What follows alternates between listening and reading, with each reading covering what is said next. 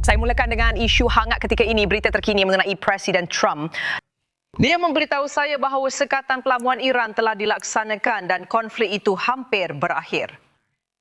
Semalam, saya duduk bersama Panglima tertinggi untuk satu temu bual eksklusif di Rumah Putih, di mana beliau menceritakan segala-galanya tentang perkara ini, selain ekonomi, jangkaan harga minyak dan pakej rekonsiliasi. Saksikan. Tuan Presiden, terima kasih kerana berbual dengan kami. Kami sangat menghargainya.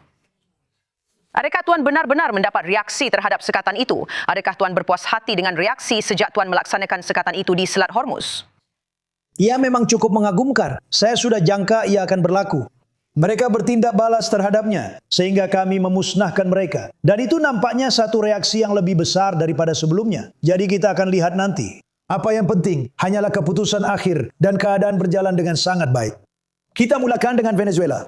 Kami tunjukkan kepada semua orang betapa bagusnya ia. Saya bina semula dan bina lagi. Pada penggal pertama saya tidak sangka saya akan begitu memerlukan angkatan tentera. Tetapi kita mempunyai yang terbaik di dunia. Tiada tandingan, fikirkan tentang itu. Mereka tidak mempunyai tentera laut atau tentera udara. Semuanya telah musnah. Mereka tidak mempunyai sebarang peralatan anti pesawat. Mereka tiada radar atau pemimpin. Pemimpin sekarang adalah rejim baru. Dan sejujurnya, kami rasa mereka munasabah. Jika dibandingkan, mereka sebenarnya agak munasabah.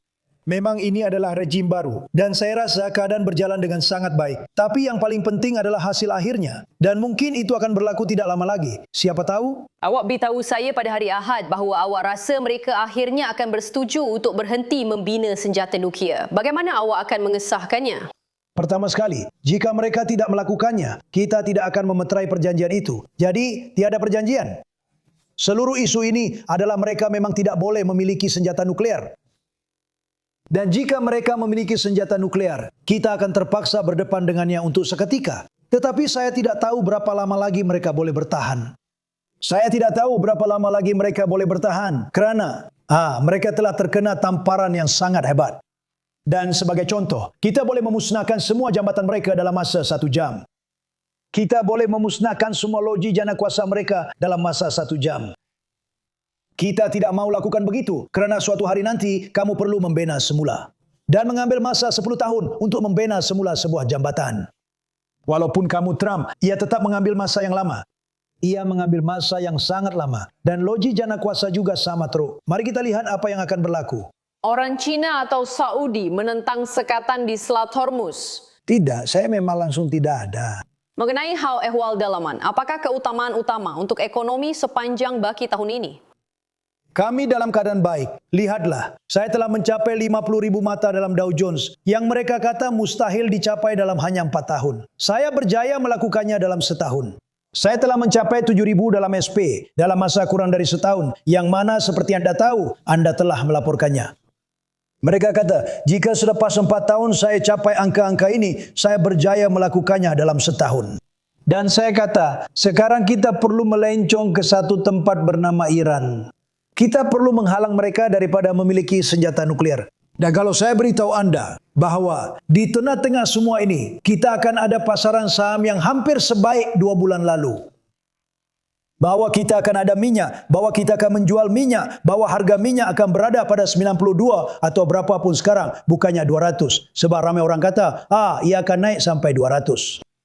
Itu semua berlaku di tengah-tengah segalanya. Sekarang, saya rasa kita sedang berjalan dengan sangat baik. Dan mungkin orang ramai anggap kita akan menang dalam hal ini. Kita telah kalahkan mereka secara ketenteraan, sepenuhnya. Satu-satunya yang mereka ada hanyalah teluk itu. Dan saya rasa sekarang kitalah yang menguasai selat itu, seperti yang mereka panggil. Dan saya rasa sekarang, saya tak tahu bagaimana mereka boleh bertahan. Itulah yang saya katakan. Maksud saya, keadaannya sudah berubah. Dalam masa sebulan sahaja, harga minyak naik 50% dan pasaran saham sangat mencabar pada suku pertama. Ya. Saham masih lagi begitu? Masih naik. Saya fikir, maksud saya, sejujurnya, saya sangka ia akan jadi jauh lebih tinggi.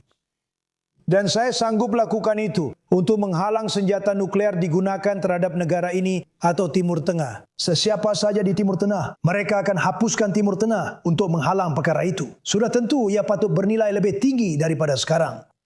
Jika awak beritahu saya yang harga kita hanya $92 setong, saya pasti akan sangat terkejut. Baiklah. Dan awak tahu tak, saya sangat gembira dan ia akan turun banyak sebaik saja ini berakhir. Dan saya rasa ia mungkin akan berakhir tidak lama lagi. Kalau mereka bijak, ini akan berakhir dengan cepat. Secara keseluruhan, mengenai impak ekonomi, adakah anda menjangkakan penurunan dalam pertumbuhan atau peningkatan dalam inflasi? Ini memberi kesan sebab kita telah melaluinya apapun ia selama 6 minggu.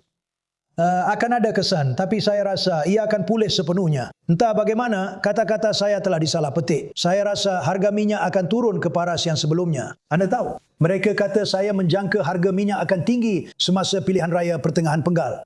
Saya tidak menjangkakan itu. Saya rasa kita akan berada lebih kurang di paras yang sama seperti sebelum ini, mungkin lebih rendah.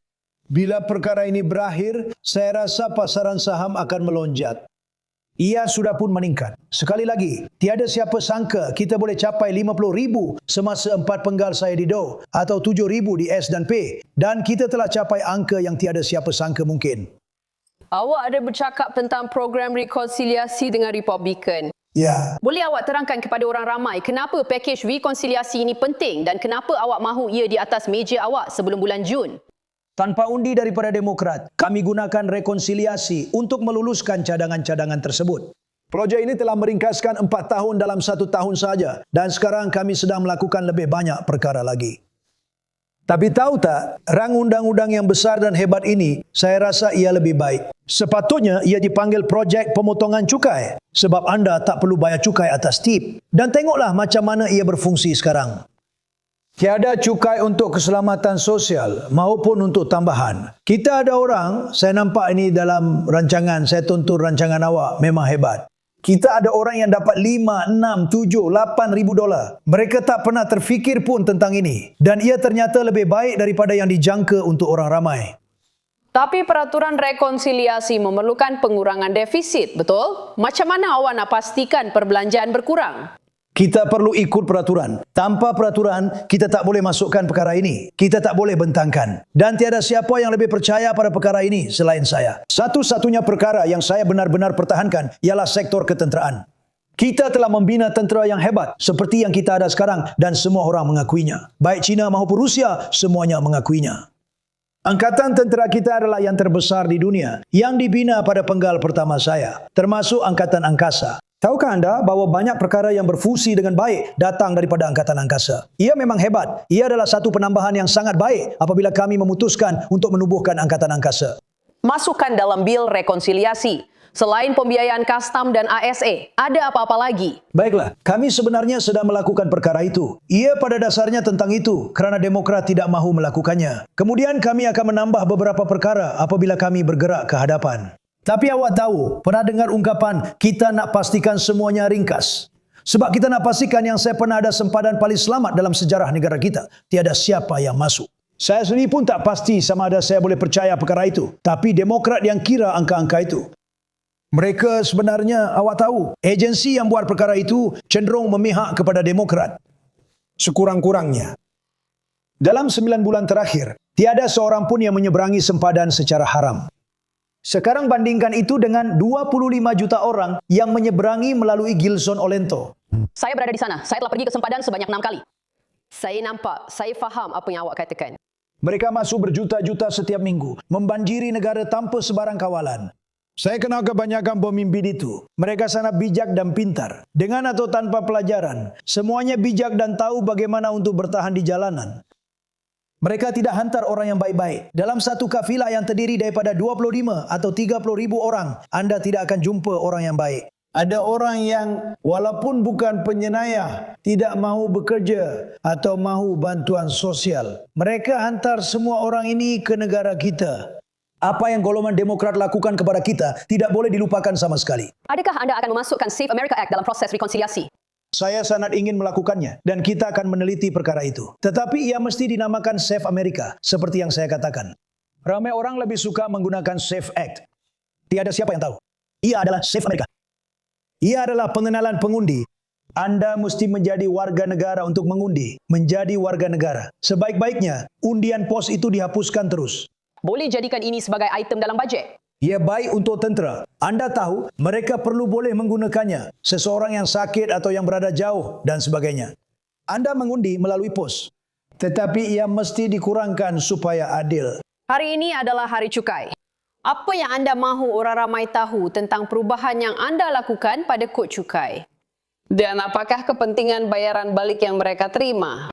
Betul kan? Bayaran balik itu memang sangat bermakna dan menjadikan proses membuat penyata cukai pendapatan jauh lebih mudah. Orang ramai mula perasan perkara ini. Semua orang melaporkannya kerana sekarang ia sudah berkuat kuasa. Dan orang ramai menerima bayaran balik sebanyak $5,000, $8,000, $11,000 yang mereka sendiri tak sangka.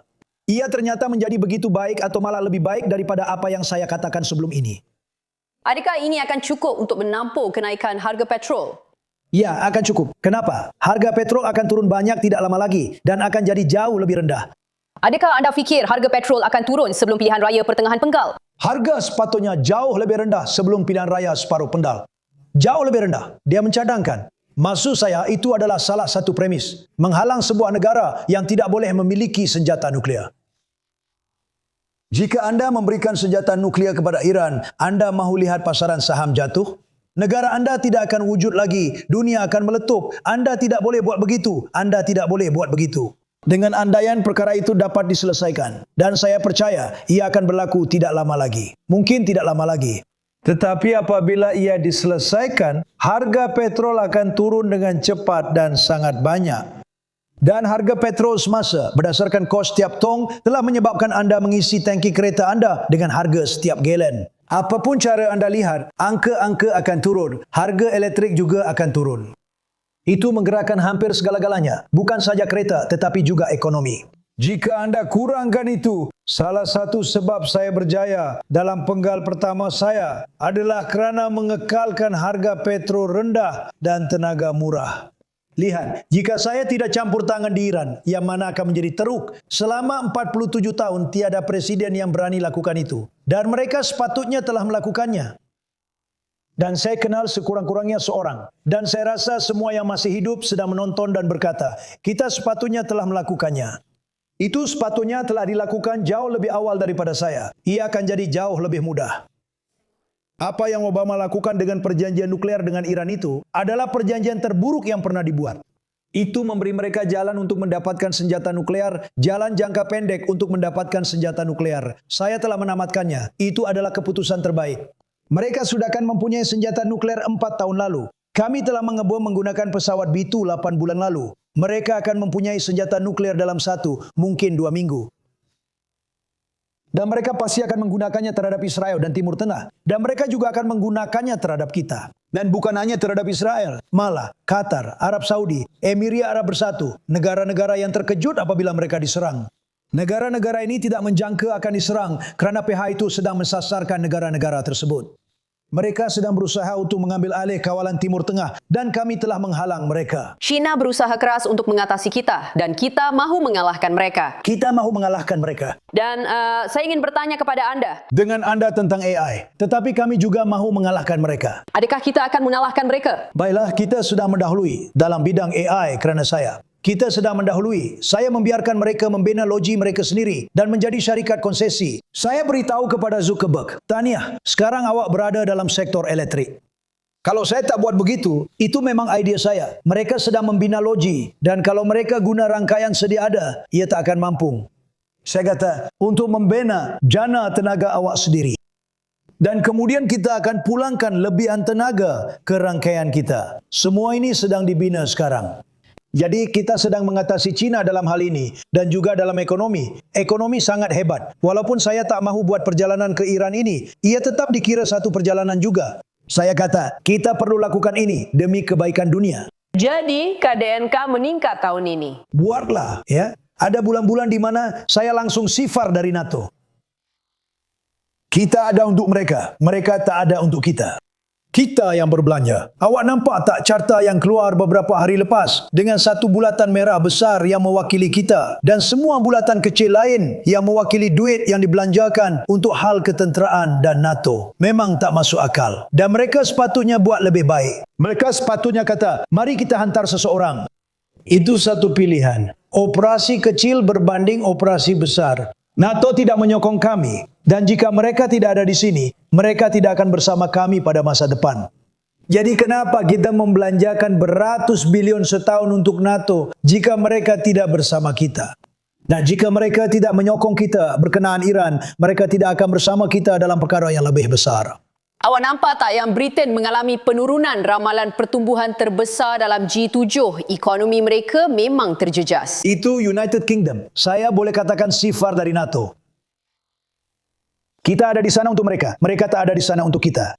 Kita yang berbelanja. Anda nampak carta yang keluar beberapa hari lepas dengan satu bulatan merah besar mewakili kita. Dan semua bulatan kecil lain mewakili wang yang dibelanjakan untuk hal ehwal ketenteraan dan NATO. Ia memang mengarut. Dan mereka sepatutnya lakukan dengan lebih baik. Sepatutnya mereka kata, mari kita hantar seseorang. Ia sebenarnya satu operasi kecil berbanding yang besar. Tapi NATO tak ada di sana untuk kita. Ini bermakna, kalau mereka tak ada di sini untuk kita, mereka memang tak akan ada. Jadi kenapa kita habiskan beratus bilion dolar setiap tahun untuk NATO kalau mereka tak akan bersama kita? Kalau mereka tak akan bersama kita dalam isu Iran, mereka tak akan bersama kita dalam isu yang jauh lebih besar daripada Iran. Awak nampak tak yang United Kingdom alami penurunan ramalan pertumbuhan terbesar dalam G7 ya? Ekonomi mereka memang terjejas. United Kingdom, saya akan kata begini. Mereka perlu hentikan penggunaan kincir angin dan buka semula Laut Utara untuk penggerudian minyak. Mereka ada Laut Utara di Aberdeen, Scotland. Ia adalah yang terbesar, salah satu ladang minyak paling menakjubkan di dunia. Masih ada minyak untuk ratusan tahun lagi. Dan tahu apa yang mereka lakukan? Mereka tutup kerana mereka mahukan terlalu banyak daripada syarikat minyak. Syarikat minyak merayu supaya mereka buka semula. Mereka telefon saya, tolong bercakaplah dengan mereka. Mereka jadikan ia mustahil kerana para aktivis alam sekitar yang teruk yang begitu banyak merosakkan negara itu. Dan sekarang mereka bertaruh pada turbin angin, memusnahkan ladang mereka di merata tempat. Mereka ada masalah itu. Dan masih ada masalah immigration. Apa yang Eropah lakukan dengan immigration? Kebanyakan negara, bukan semua. Apa yang mereka lakukan dengan immigration sangat teruk. Adakah kita masih mempunyai hubungan yang sama dengan Itali sekarang, dengan Giorgia Meloni? Tidak. Dia telah bersikap negatif. Sesiapa saja yang menolak untuk membantu kami dengan perkara ini. Situasi Iran, kita tidak mempunyai hubungan yang sama. Hanya untuk pengetahuan Anda, Itali menerima banyak minyak dari selat itu. Anda boleh memanggilnya Selat Hormuz atau Selat Hormuz. Saya tanya, mana yang lebih baik? Mereka kata, mana-mana pun betul. Anda boleh panggil mana-mana satu. Kedua-duanya betul. Panggil Selat Trump. Mereka tak suka idea itu. Sebenarnya, bercakap tentang itu, saya buat satu perkara yang orang sangat suka, kecuali di Meksiko. Saya ambil Teluk Meksiko. Dan sekarang kami panggilnya Teluk Amerika. Bukanlah teruk sangat. Dan Google dah mengubahnya. Google, nampak? Sebenarnya, Google memang hebat dalam hal itu. Awak tahu tak yang Eropah sedang merangka satu program dan pelan untuk membuka Selat Hormuz tanpa penglibatan Amerika Syarikat? Oh, mereka sangat sedih. Kita sedang melakukannya sekarang. Sebenarnya, ia sedang dibuka. Kapal-kapal sedang keluar masuk. Terdapat 100 Amerika Syarikat. Ini hanya menunjukkan bagaimana boleh wujud sebuah negara. Bagaimana boleh wujud sekumpulan negara dengan sikap seperti itu. Lihatlah Greenland. Kita sepatutnya memiliki Greenland untuk melindungi seluruh dunia hari ini daripada Rusia dan China. Hanya kerana Anda menyebut perkara itu, tiba-tiba mereka mula menyerang Anda. Negara seperti ini tidak sepatutnya membayar jumlah trilion dolar kepada NATO. Tuan Presiden, saya ingin bertanya tentang AI. Ia adalah topik yang sangat penting untuk penonton kami. Dan kami melihat bahawa Setiausaha Besar dan J. Powell telah mengadakan mesyuarat kecemasan dengan bank-bank utama kerana risiko dalam model antropik. Yang dibimbangkan ialah ejen berniat jahat mungkin benar-benar boleh menceroboh bank-bank ini lebih cepat daripada institusi kewangan dapat bertindak balas. Adakah anda melihat ini sebagai satu ancaman sistemik? Atau bukan ancaman sistemik? Mari kita selesaikan perkara ini. Kecerdasan buatan adalah penting. Berbilion dan bertrilion dilaburkan dalam negara kerana itu. Ia ada kelemahan tetapi membawa lebih banyak manfaat dalam bidang perubatan dan pelbagai bidang lain. Anda akan menemui penawar untuk penyakit yang sebelum ini belum pernah ditemui penawarnya. Ada banyak perkara baik, tetapi kita perlu berhati-hati dengannya. Seperti segala-galanya dalam hidup, kita perlu berhati-hati dengannya. Tetapi apabila Anda memberitahu saya bahawa pesan hebat, apabila Anda bercakap tentang Jerome Clive Powell, dia adalah satu bencana. Di sini ada seorang lelaki yang mengambil bangunan kecil itu dan beberapa kompleks kecil lain dan sedang membelanjakan lebih daripada 3 bilion dolar. Saya mau tahu siapa kontraktornya, kerana kontraktor itu sedang memperoleh berbilion dolar, mungkin dolar. Jadi dia sedang melakukan kerja yang teruk. Dia sepatutnya menurunkan kadar faedah. Tapi awak rasa Kevin Walsh akan disahkan minggu depan? Saya rasa ya, saya harap begitu. Tapi sebenarnya Tom Tillis masih lagi menghalang. Ya, tapi Tom Tillis orang Amerika. Dia tahu apa yang perlu dibuat. Saya rasa mari kita lihat apa yang akan berlaku. Adakah anda akan memberitahu atau mungkin menasihati Hakim Giannini untuk menamatkan siasatan ini secara muktamad? Siasatan jenayah terhadap Jay Powell. Ini lebih daripada sekadar siasatan jenayah. Ia juga merupakan penyiasatan mengenai ketidakcekapan. Macam mana nak bina sebuah bangunan kecil, membina sebuah hotel bernilai $201 juta yang lebih besar daripada bangunan di jalan itu sudah lama, 7 atau 8 tahun yang lalu. Saya bina hotel Trump yang saya jual kepada Waldorf Astoria, itu satu urus niaga yang baik. Saya bina projek bernilai sekitar $200 juta. Mereka mungkin akan belanjakan $4 bilion. Dan tahu tak, saya ragu tempat itu akan dibuka suatu hari nanti. Saya memang mahir dalam hal ini. Saya lalu di kawasan itu baru-baru ini. Saya sedang memandu kereta. Mereka kata, bawa saya ke bangunan Federal Reserve. Mereka bawa saya ke sana. Sangat sedikit kerja yang telah dilakukan di dalamnya. Mungkin Kevin takkan pernah dapat guna bangunan itu. Dan dia beritahu saya sesuatu yang sangat menarik. Dia kata, bahagian paling sedih ialah mereka telah merobohkan bangunan yang paling cantik sekali. Mereka telah merobohkannya. Dia kata mereka ada bilik mesyuarat dan pelbagai ruang lain. Dalam bangunan itu yang merupakan yang paling cantik di Washington. Dan mereka telah merobohkannya. Lihat apa yang mereka lakukan padanya. Jadi mungkin itu adalah rasuah. Tetapi sebenarnya ia adalah ketidakcekapan. Kita perlu tunjukkan ketidakcekapan ini. Dia yang mengetuai kerja itu. Orang itu, Jerome. Nak singkirkan Jay Powell? Ya, saya mahu. Itu cara paling mudah? Itu bermakna kita akan hentikan siasatan tentang sebuah bangunan yang saya boleh bina dengan 25 juta yang sebenarnya hanya akan menelan kos 4 juta. Awak tak rasa kita perlu cari tahu apa yang berlaku di situ? Kita ada projek lain juga, macam landasan kereta api di California yang harganya 25 kali ganda lebih mahal daripada nilai asal. Dan saya rasa mereka akhirnya akan tinggalkan projek itu. Okey, itu Gavin Newsom. Atau macam saya panggil, Gavin Newsom. Sangat teruk, tapi memang dialah orangnya. Tapi saya rasa bangunan Federal Reserve itu sama teruk juga. Sama ada ketidakcekapan, rasuah atau kedua-duanya, anda mesti cari jawapannya. Saya percaya begitu, anda perlu cari jawapannya. Adakah anda tidak akan hentikan siasatan itu? Tidak, saya serius. Saya perlu cari jawapannya. Dia kata dia tak mahu pergi dari sini. Baiklah, jadi saya terpaksa pecat dia. Okey. Jika dia tidak keluar pada waktunya, saya akan cuba elak daripada memecat dia. Saya memang nak pecat dia, tapi saya tak suka timbulkan kontroversi, tahu? Saya nak elakkan kontroversi, tapi dia tetap akan dipecat. Awak rasa Walsh akan disahkan, Tillis akan undi awak ke? Baiklah, kita tengok nanti. Mungkin dia tak akan buat, tapi kalau macam tu, Tom Tillis bukanlah senator. Okey, mengenai isu AI. Tillis bukan lagi senator, betul? Dia sudah hendak keluar. Sebenarnya tidak. Dia telah meletak jawatan. Tapi dia memang telah meletak jawatan. Dan saya rasa dia tidak mahu dikenang sebagai orang yang menghalang seseorang yang sangat berbakat. Seseorang yang boleh menjadi hebat. Saya rasa Kevin Walsh akan jadi hebat. Dia tidak mahu dikenang sebagai orang yang mengekalkan seorang lelaki yang tidak kompeten di situ lebih lama daripada yang sepatutnya. Saya kenal Tom Tillis. Dia seorang lelaki yang baik. Saya tidak rasa dia akan menyakiti sesiapa. Dia sudah berkata apa yang dia katakan. Dan jika itu benar, dia perlu menanggungnya. Tapi bukan sebagai presiden. Presiden ini memang teruk. Sangat teruk. Saya terkejut bila Biden mengekalkannya. Sejujurnya. Tapi dia tetap kekalkan. Kadar faedah sepatutnya jauh lebih rendah daripada sekarang. Dan awak rasa kadar itu akan turun tahun ini? Apabila Kevin masuk, ya? Hanya untuk mengakhiri topik AI, Presiden dalam senario paling buruk, adakah ia boleh menjadi teknologi yang merosakkan kepercayaan terhadap sistem perbankan? Ya, mungkin. Tetapi ia juga boleh menjadi teknologi yang membolehkan kehebatan dalam sistem perbankan. Menjadikannya lebih baik, lebih selamat dan lebih terjamin. Kerajaan memerlukan langkah perlindungan dan butang untuk mematikan. Tetapi adakah Tuan Teri mempunyai AI? Tuan Teri dari Mas, biarkan. Anda dan saya adalah peneraju dalam AI dan sebenarnya kita sudah jauh mendahului China. Kita sedang membina kilang-kilang yang tiada siapa pernah bayangkan. Dan ia akan menjadi sesuatu yang luar biasa, lebih besar daripada internet. Ia akan menjadi sesuatu yang luar biasa. Sentiasa ada kesukaran pada peringkat ini. Apabila anda menyebut sektor perbankan, ini boleh menjadikan sektor itu jauh lebih besar, jauh lebih selamat dan jauh lebih cekap. Mengenai pilihan raya separuh penggal, adakah anda menjangkakan kehilangan kerusi Republikan di Dewan dan apakah kesannya terhadap agenda anda?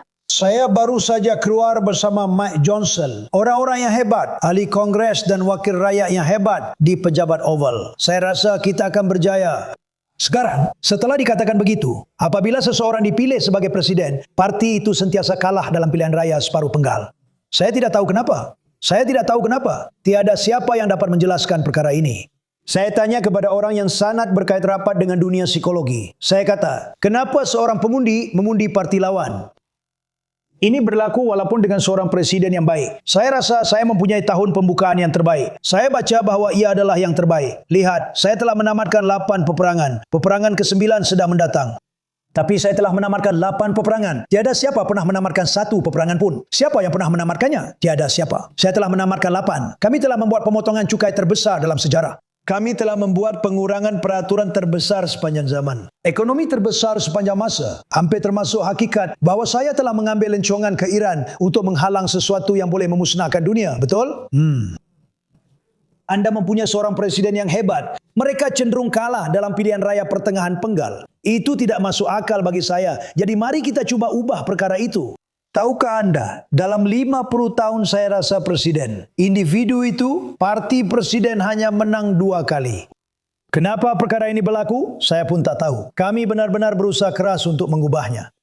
Kami telah mempunyai tahun pertama terbaik dalam sejarah presiden dan sepatutnya diberi penghargaan. Lihatlah sempadan. Dahulu sempadan kita sangat longgar. Awak melaporkan perkara ini lebih baik daripada sesiapa pun. Pesanan untuk pilihan raya, saya layak diberi penghargaan. Penghargaan saya. Ada apa lagi? Untuk apa? Ya, saya rasa kita. Baiklah, saya rasa kita perlu sambung semula perbualan ini. Kita tidak perlukan bantuan di sempadan. Tapi, awak tahu, saya telah membina lebih daripada 1000 batu tembok. Kita perlu bercakap tentang perkara ini kerana kita patut diiktiraf kerana telah menghadapi bencana di mana penjenayah dari seluruh dunia datang dan menceroboh negara kita.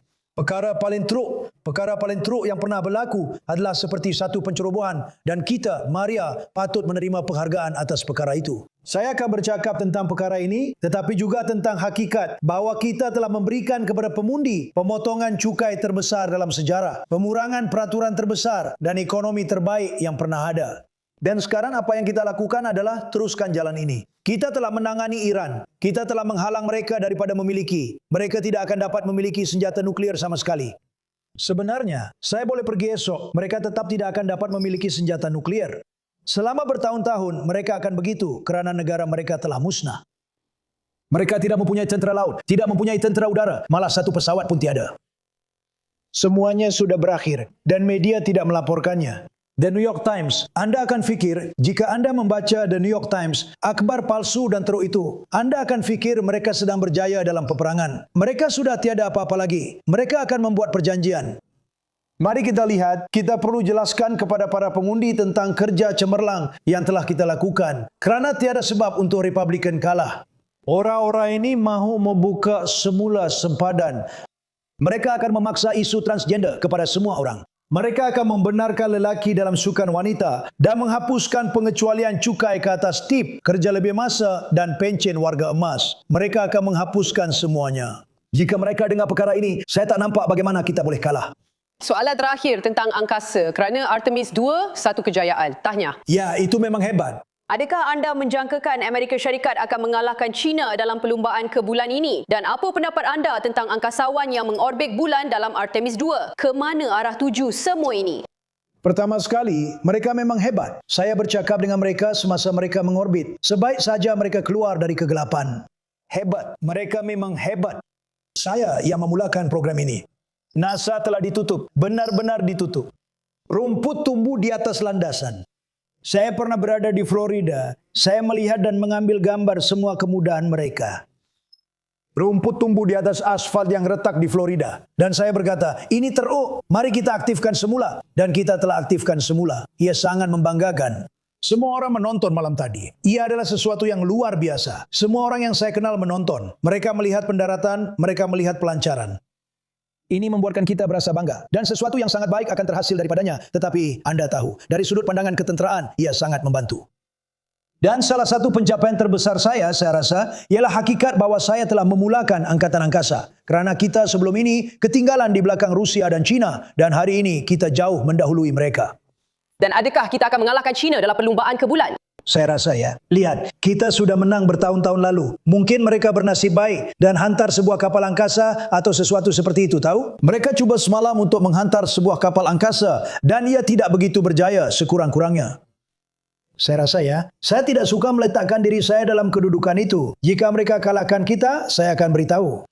Saya cakap dalam rancangan Maria, tahu? Saya tidak, tapi kami sedang cuba untuk ada. Kami ada Jared, seorang lelaki yang sangat baik yang awak kenal. Dia buat kerja yang hebat di NASA. Saya bangga dengannya. Saya rasa kita akan menang, tapi saya tak nak masuk bab itu. Kalau mereka menang, saya tak nak awak cakap Trump silap. Itu perkara yang teruk. Hakikatnya, kita jauh ke hadapan dalam bidang angkasa. Kita jauh ke hadapan dalam sektor ketenteraan. Kita ada kapal selam terbaik di dunia. Kita ada angkatan tentera terbaik di dunia. Tiada siapa yang membuat peralatan seperti yang kita buat, sama ada Patriot atau Tomahawk. Kita ada peralatan ketenteraan paling canggih di seluruh dunia. Dan kita akan terus kekal begitu. Tuan Presiden, terima kasih. Terima kasih banyak. Terima kasih banyak.